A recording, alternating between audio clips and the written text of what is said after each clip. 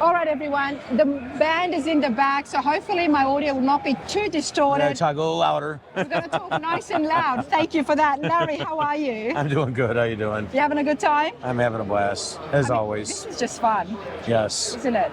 I've been doing the car show scene for 46 years, and every show is always an awesome time. What about here at Extreme in the basement? It's awesome. You know what? Because this is more of like a rockabilly culture that we're into, and I've been into since 1981 myself. So this is awesome down there with the cool cars and the music and all that stuff too. Look at the ladies all dressed nice, you know. Yep, and so. Ruby was here as well. Where did she go? She was dressed. I think she had to hit the rust area. She'll be right back. Maybe I scared her. Yeah, she does pin up too and all that too. You know. I hope she comes back so we can get her on film. Yeah, for sure. Larry, for 43 years, you've been playing around with cars. Obviously, you know what you're doing, which is why you brought something very spectacular to the Detroit Autorama. Right. Tell us what have you got? Well, you want to talk about how the car started, or yes? What did you start off with? Because I mean, no one can tell now. Well, it's hard to show you without a picture, though. Okay. But it's a 1954 Kaiser Manhattan. It started out as a four-door. You know what? Here, hang on 1 second. Hang on, guys, 1 second. I'm going to show you what you have your film on. That's perfect. Look at that. This is a little picture of the history of the car, how it started. You can see the metalwork it took to build this car. This is the Kaiser that started with. This is how it evolved into the Sahara. You can see all the metalwork that was done. And it took me 4 years to build the car. It took me a year and a half just to do the metalwork that you've seen as being done in this video right here. It took me a year and a half just to do the metalwork. And then other people have helped too. I had a body and paint guy that did a body and paint on this car out in Kansas. My upholstery guy did all the upholstery work in the car. My glass guy helped me do it's not glass in the car, it's actually acrylic windows. Oh, we're going to go in and have a look at it in detail, absolutely. Yes. It's on swivel seats. You can see there's swivel seats in there. So you can see the amount of work it took to build a round bar, and sheet metaled everything over the round bar. And you can see how the car started taking shape down from the front fender all the way back fender. This car started as a four-door car, but it started as a 17-foot long car. It's now 21 feet. That's how long the car is, a long car. But you can see the amount of work from the chassis work, from the chassis work to the amount of work it took to do the sheet metal on the body. Okay. Clearly, there's the start car. That's what the car looked like. That's what the car looked like, everybody. That's what I wanted to see. That's it right there. To I don't know how to reverse it, but yes, to that. Clearly, there is a lot of work here. But of course, I need to find out a little bit more about Larry first. Let's find out a little bit about yourself. Now, obviously, this is yours. Do you have a shop? I do. What's your shop? I'm out of Chicago, and the name of the shop is Voodoo Larry Customs. Okay. And I've been a business owner for 22 years, but I've been building for 45 years. And my specialty is building traditional style customs cars. I specialize in chopping tops on cars. But the reason why I built this car is because I want to show people what cars used to look like in the late 50s, early 60s in the show car world. This is the kind of car you saw when you went to these kind of shows back in the late 50s. It was the jet age. Everything had long tail fins. Everything was aircraft style, like the steering wheel. You had TV sets in the dashboard. You had a telephone, swivel seats, you had a refrigerator. So everything was very home amenities inside your car in the late 50s, you know. The material that's used on the seats is original from 1950s for your home furnishings. Your couches were done. That was called frise material. The seats and the door panels were done on the stuff. Super hard to find if you could find original stuff anymore. That is original 50s material. I appreciate you doing that because we cover a lot of shows and customs, and every time I think about the 50s, I'm always thinking about the Mercs, the chopped. Yes. Not the show car era car shows. Almost like how would you call that? Like a prototype, like a how you say, a futuristic car that was meant to be that wasn't designed yet. You know what I mean? So how I build my cars, and I don't draw anything out. As long as the car is in front of me, I have mindset and a picture of what the front end's going to be like, or how I'm going to do the door, or how I'm going to do the top. T-tops, you got to remember, T-tops and cars didn't come out till the 70s. But They did actually come out in the 50s, but they were customized on cars. Is that what they were doing? Yes. So alongside, I mean, I was telling Scott, I called it the gold wing doors. Well, the whole door would be going. It was like, remember the old Mercedes? Yes. So the whole door would be going, but this is your T-tops. Remember like the Trans Ams and the Firebirds had stuff like this in the 70s. But not in the 50s. Not in the 50s, unless they were made into that. So these are actually removable. They latch, they close down, they latch. And you can take them off the car too if you want to. The hinges are removable, so you can take them off the car too. And the reason why it's like this, because trying to get in and out of here, you'd be cracking your head all the time. So let's make it easier for people to get in so you're not hitting your head on the door. We are going to go in and we'll go in. Now you're not cracking your head getting in and out. Yep. We are going to go in and we're going to go in from the driver's side. But since we are here, let's have a chat about the wheels, and then we're going to make our way into the engine bay. Yes. And then we'll work our way around the car. So, well, the tires are 516 white wall tires. They're bias tires. They're not radials because of the look of the car. Bias tires were popular in that era because there wasn't radial tires yet. They didn't come out till 1965. So in this era, they were bias tires. So these are 516 white wall tires. The hubcap, now the hubcap is actually an aftermarket hubcap of the 50s made by a company called Lions. So Lions made these hubcaps that were an aftermarket cap that, let's say, for instance, you lost a hubcap on your car. You would go to the auto parts store and you would buy a hubcap to replace it. And those are your hubcaps that were aftermarket from back then. But what I did is I added the bullet and I added the teeth from different hubcaps to make these hubcaps. So they're kind of a one-off hubcap. I'm a hubcap fanatic. That yourself? Yes. So I'm a hubcap fanatic, so I customized my own hubcaps. But I took the base hubcap, was your aftermarket hubcap from the 50s. When you're doing that inside your shop, are you using the mill or do you have a CNC machine? No, I don't have anything. I make that from other people. What I do is I take hubcaps apart. I take pieces from other hubcaps, add them to these hubcaps. So that's how I customize them.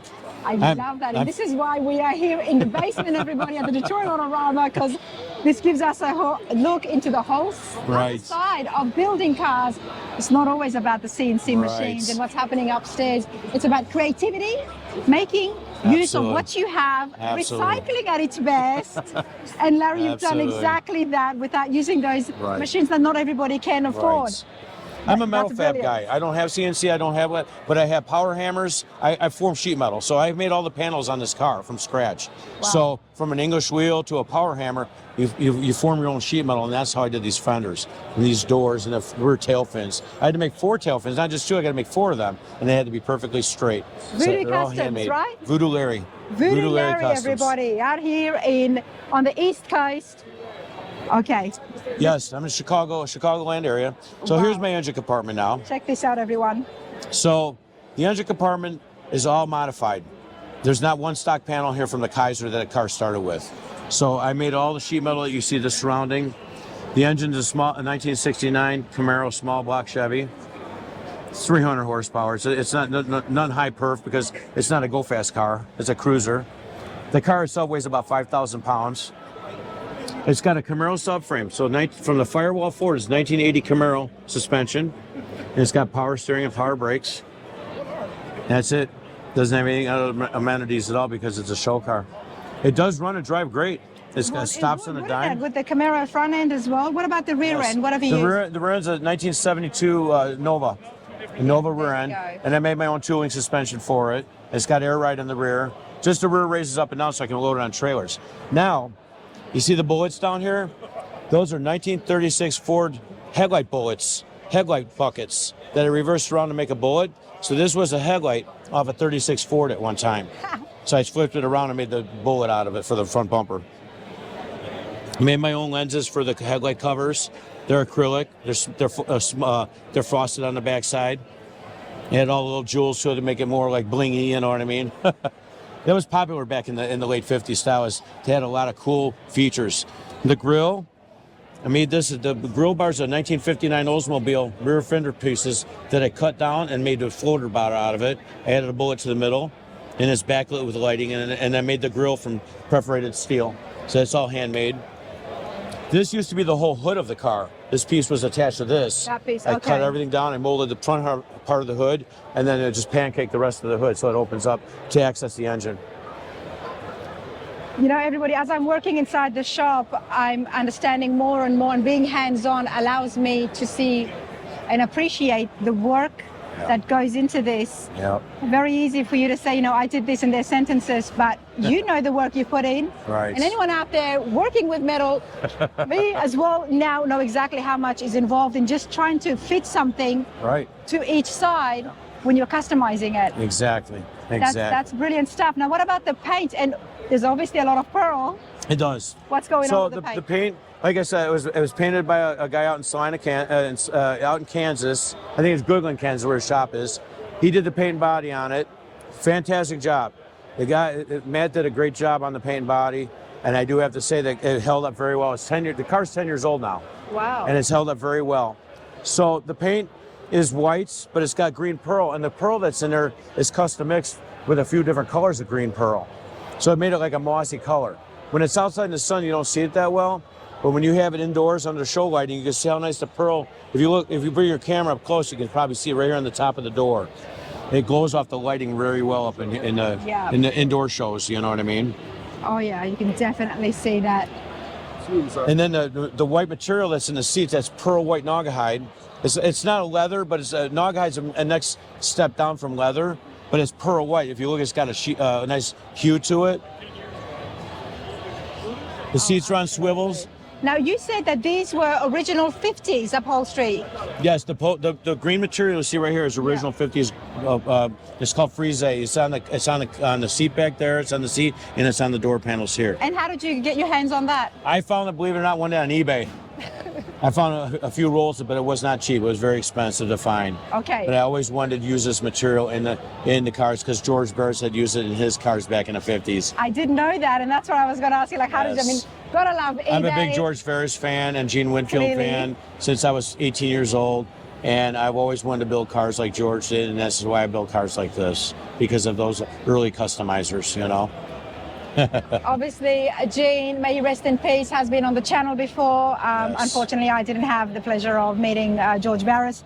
However, there is a lot here, Larry. Before I get to the dash, you said a refrigerator in the car, and that's what happened in the 50s. Let's take a look at that. They made your home amenities in there, which you can see the box back there. I have all the stuff on top, but it opens up from the top. So the both doors are like almost like barn doors. They opened up. But right now, there's nothing in there as a storage compartment right now.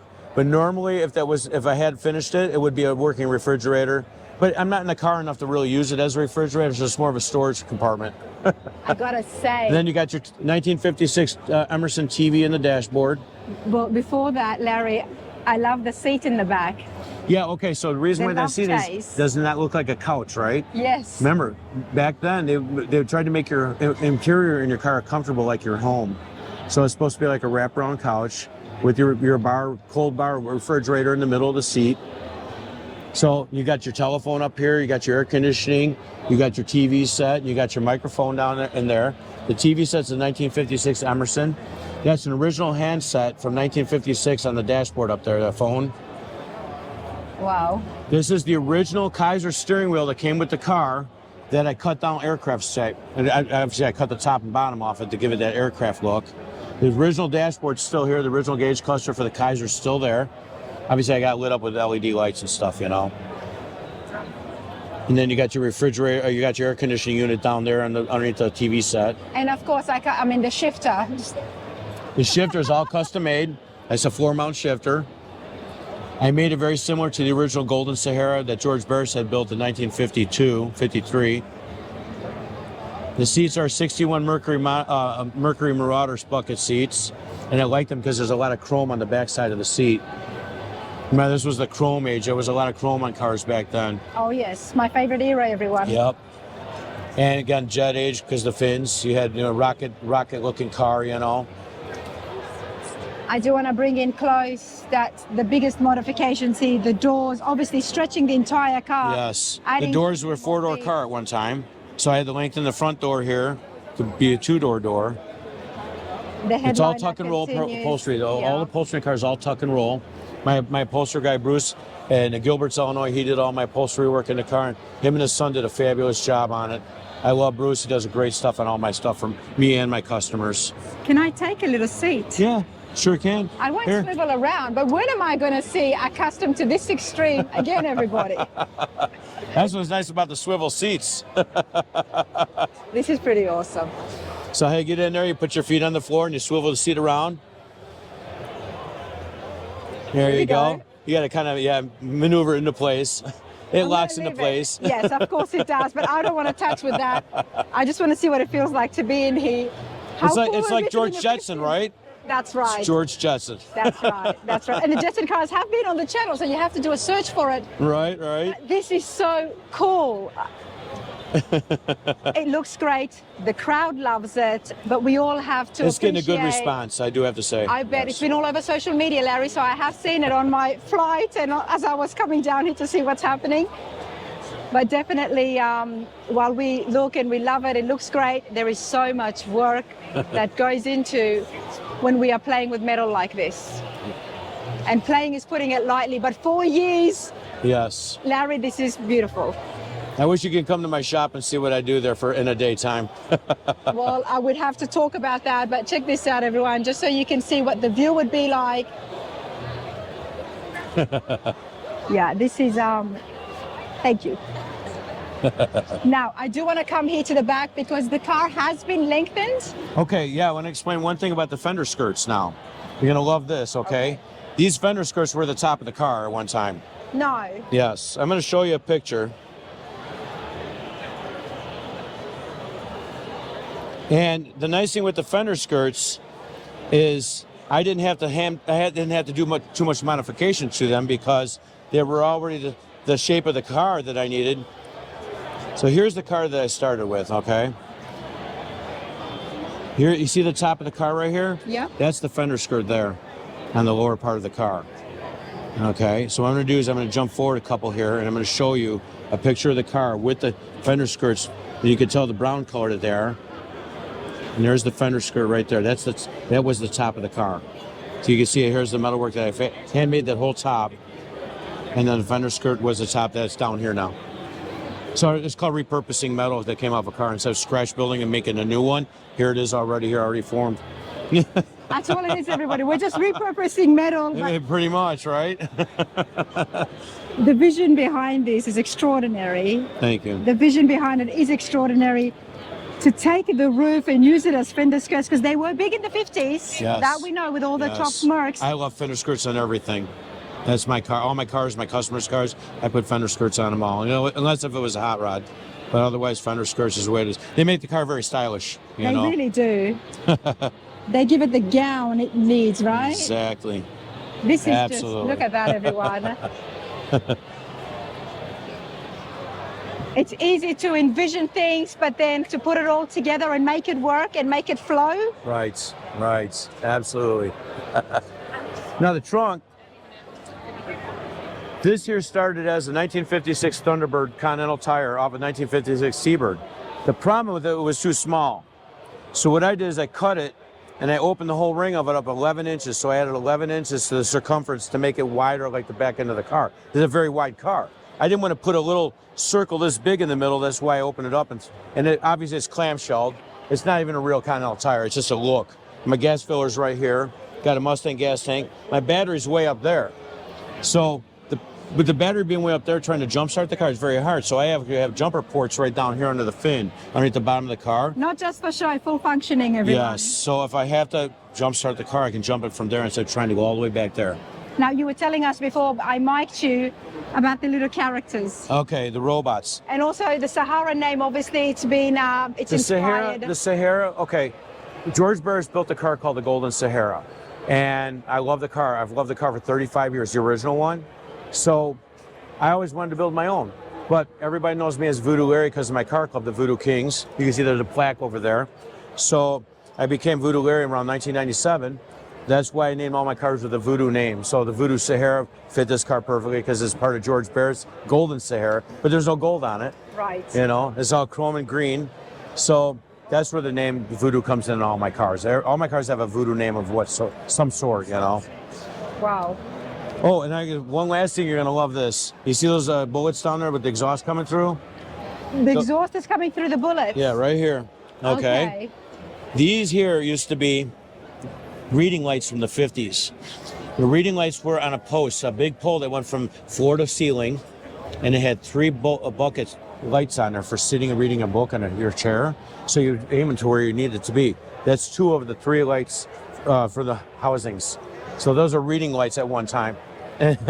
Exhaust ports. First time you're on my channel, and it's a pleasure to meet you, Larry. And obviously you have done a lot of other builds, a lot of other customs. What's the strangest thing that you have used on a car? On any car? On any car, over all the builds that you've done. Or is there too many? There's so many. I mean, from the TV sets, the microphones, the telephones, light buckets. It's household stuff. It's not limited to just auto stuff. Right. Anything that looks cool that would still work on a function on a car is what's be used, you know. And I'm gonna tell you one thing about the robots too. One last thing about the robots. You ever heard the story that Elvis built the shoes? My viewers might have, but go on, tell me. Okay, the Elvis built the shoes. The robots built the car. And I remember a story from the guy that George Barris, who built the car for, is Jim Street. And Jim always displayed his car with robots and always told people the robots built the cars. And here they all are, all 12 of them. Can we take the robots with us? Maybe I can take it in my bag and they can build me something. If we wake up the next morning, you'll have this all made in your driveway, you know? Wow, that would be pretty cool. But hey, Larry, what about the fins? I love fins on cars. I love the Impalas. You've gone extreme with the fins now. All right, well, again, we started as a 17-foot car. It's a 21-foot car now. Where the fins start to where they end is 8 feet. This is 8 foot of tail fin right here. What I did is I hand formed all the fin, all those out of round bar. So there's round bar all hidden underneath here. I made all the framework out of round bar. So as the framework was done, I would start wrapping the sheet metal. The problem is I couldn't roll an 8-foot piece of sheet metal through my English wheel. I had to do it in half. So I had to do half a fender. So from here down, I had to scratch built this part first. And then from there, I did the second part. And then the tail fin, I had to do that in 2 pieces because you can't roll an 8-foot piece of metal from my distance to 8 foot. In the English wheel, it would fall on the other side. And I didn't have anybody else help me build this at the time I was building it. You by yourself? So I had to do it in pieces. So I did half the fin. I was able to roll that through my English wheel to get the shape of it. And then as I got the shape of it, I would tack weld it to the car. And then I would do this next piece. And then I would do this piece, and it would get tack welded. And everything that got tack welded would eventually get solid welded up before the body work was done. So the whole back of this car, it doesn't even look like the Kaiser rear end that it had originally. Everything is scratch built.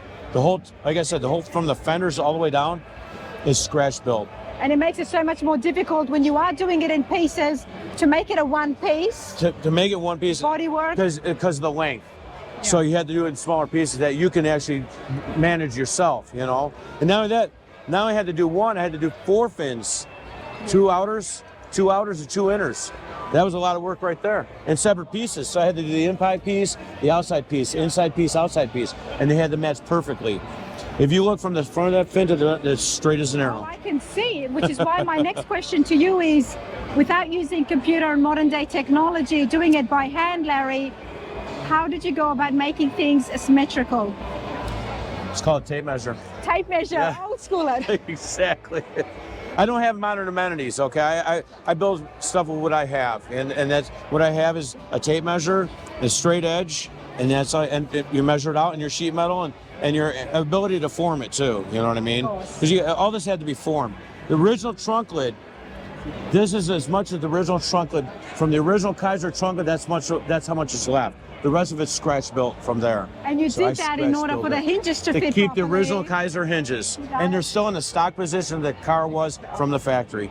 They have never been moved. Even the front hood hinges are still the factory hinges. They work great. The trunk is very heavy though. It's almost a 100-pound trunk lid. Correct me if I'm wrong, if somebody wants to customize something like this and take it to the extreme, there are some points that you need to take into consideration. For example, the hinges, to make things functional, yet still be able to add length to it and customize it and give it that appeal that everybody loves. Well, you got to make sure they're strong enough first. But you got to make sure it's strong enough. Strong enough because. So how did you do that? A lot of weight here. So you're counting on a smaller hinge, but the trunk lid is only this long in the original car. So you're adding the double length of metal, including that Continental tire. So that's what I'm saying. This whole trunk weighs almost 100 pounds. So And what a lot did of you do people to the don't realize that. hinges? So I plated, and the hinge is factory, but where the hinge mounts, it's plated down. There's plate back here. Oh, you've given a structural support. Yes, a lot of structure, a lot of structure. Now the hood is not that heavy because the hood is actually less of a hood than the original hood. Remember I told you the front half got welded to the car? So I was able to use the factory hinges without modifying them at all. I didn't have to plate them, I didn't have to do anything. So that the hood is half the weight on that side. But now we got a lot of length of hood, the trunk hood back here that made it very heavy. You know what I mean? Same with the top. These are my own hinges that I made. All they do is they bend on, they tuck inside, and then if you want to take them off, you slide the whole top forward, and the whole lid comes off of there. And God forbid if you ever have to repair it, you could still do it that easy. You know. I try to make everything removable in case if it ever had to be replaced, it can be replaced. Yeah. No windows, but I thought about making windows because these are removable. So you drop a window in case you have to transport the car in the rain. To put windows, they can do that. So you close the door, you slide the window down in this channel here. It makes a seal up under here, and there's a seal in here. So there's actually a window that does go in here, but it's not a roll up and down window. It's a removable, because I like to show it just clean like this without no channel in there. You know what I mean? There is a channel in there, but it's only to put the window in place. Well, I mean, come on, everybody. We were at Grand National Roadster Show recently. Look at all the roadsters. Nobody ever wonders about the rain with them, right? Right. And this is to another level because it's a bigger car. There's more wet metal, more lines, more gaps, more body to keep straight. Yes. Larry, this is phenomenal. Congratulations. Thank you so much. We love it here at the show, and I'm so glad I got to feature it. Hopefully we'll see more from Larry and your shop, mate. Thank you so much. I really appreciate it. Absolutely. Thanks, mate.